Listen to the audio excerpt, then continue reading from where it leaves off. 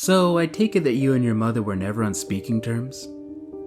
No, I never got the chance to work things out with her, actually. She died of the Spanish flu back in 1918. I was in France at the time. You were in France? Was it because of the war? That was probably the only reason a 25-year-old American would be in France in those days. I really wanted to show those Huns that the Kaiser wasn't welcome anymore. I enlisted and was assigned to the 16th Infantry Regiment of the new 1st Division. I've heard of that unit. It has a lot of history, and it saw a lot of action from what I've gathered. What was the war like? Did knowing of your mother's death make it especially hard? The war was absolute hell. The Great War is what they called it back then. Well, I didn't know what was so great about it.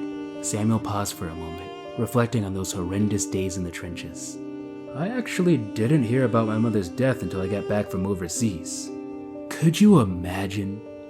There I was in France, seeing death after death, and I definitely killed my fair share of Germans, and it was absolutely heart-wrenching stuff. But when I got back home, the one death that was supposed to shock me the most didn't shock me at all. Really? You felt nothing at all? Absolutely nothing. To this day, I still remember how anticlimactic it was. Dad didn't seem very remorseful either.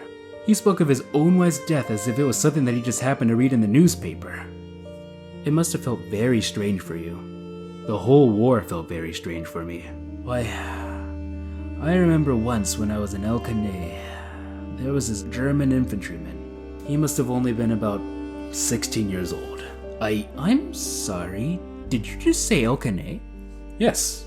Is there something wrong with what I said? Oh, I hope I didn't offend you with that question. It's just that El Caney was a battle in the Spanish-American War, not the First World War. I had a great uncle who fought in that battle, actually. Is there an El Caney in France? Samuel paused for a second. He wasn't actively trying to tell a lie? As far as he was concerned, he was telling the truth. This was a once-in-a-lifetime comeback, and he didn't want to pollute his reputation. Being known by the world as a senile old man was worse to him than being forgotten. He'd do anything to avoid tarnishing the character of his former self. He pondered on and on for what seemed like an eternity, a much longer eternity than the one that he had already lived. Ah, he said, basking in joy for what he believed to be the epiphany of a lifetime. You'll have to forgive me, my memory isn't what it used to be. I'm thinking of my brother Jack. He served in the Spanish-American War. Roger, ever composed, looked through his notes. It seemed as if something was off, but if there was, he didn't let it show on his face.